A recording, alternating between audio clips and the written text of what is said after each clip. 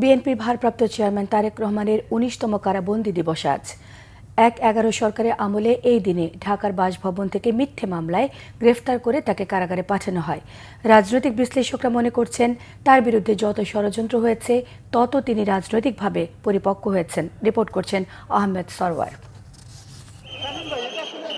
ফখরুদ্দিন মঈনুদ্দিন সরকারের আমলে ২০০৭ সালের ৭ মার্চ ভোরে বিনা ওয়ারেন্টে রাজধানীর ঢাকার বাসভবন থেকে আটক করা হয় তারেক রহমানকে। পরবর্তীতে তার নামে ১৩টি মিথ্যা ও ষড়যন্ত্রমূলক মামলা দেওয়ার পাশাপাশি ১৯৭৪ সালের বিশেষ ক্ষমতা আইনে ডিটেনশন দেওয়া হয়। ৬ দফায় রিমান্ডে নিয়ে অমানবিক শারীরিক নির্যাতনের পাশাপাশি মানসিক নির্যাতনও করা হয় তাকে।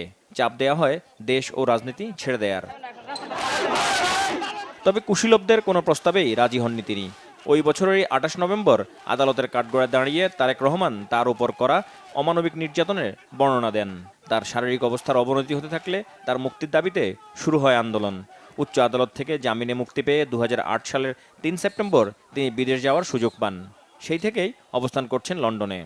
তাকে রাজনীতি থেকে বিচ্ছিন্ন করার জন্য যে অপপ্রচেষ্টা চালানো হয়েছে, সেইগুলো তারেক রহমানকে বাংলাদেশের মানুষের কাছে নতুনভাবে উপস্থাপনের একটা সুযোগ তৈরি করে দিয়েছে। একটা হলো সরকারের এই অপপ্রচেষ্টাটা দেশবাসী ইতিবাচকভাবে গ্রহণ করেননি। আর এর মধ্যে এই দীর্ঘ সময়ে তারেক রহমানের রাজনৈতিক প্রজ্ঞা এবং রাজনৈতিক জ্ঞান, সেটাও কিন্তু অনেকাংশে আমরা বলবো যে পরিশীলিত হয়েছে, অনেক সময় শানিত হয়েছে।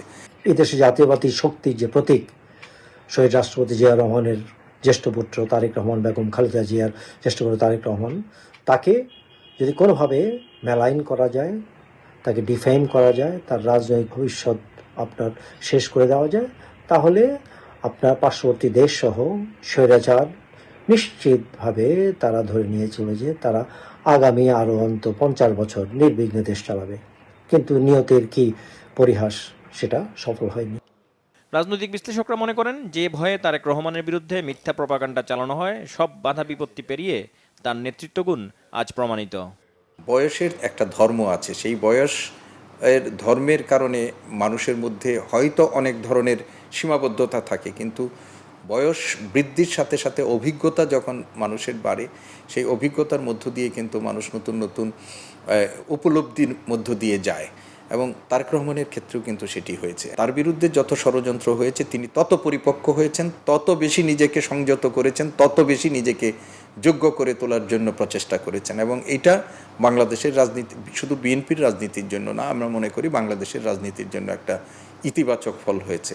এবং তার প্রত্যেকটা কথায় দেখেন, তিনি প্রতিপক্ষের দোষারোপ করেন না, তিনি কাদাছড়ি করেন না, যে অতীতমুখী যে রাজনীতি এখন আর চলবে না এই আলফা এবং জেনারেশন জেডের যুগে, সেটা তিনি অনুধাবন করেছেন এবং করেই তিনি তার দলীয় কর্মকাণ্ড সাজিয়েছেন। ৩১ দফা তিনি যে আপনি উপস্থাপন করেছেন, তার চেয়ে বড় সংস্কার কিন্তু আর হতে পারে না। কাজে আমরা আশা করি অতি সত্বর তিনি দেশে আসবেন, তার দলে হাল ধরবেন। ২০১৮ সালের ফেব্রুয়ারি থেকে তারেক রহমান বিএনপির ভারপ্রাপ্ত চেয়ারম্যান হিসেবে দায়িত্ব পালন করছেন।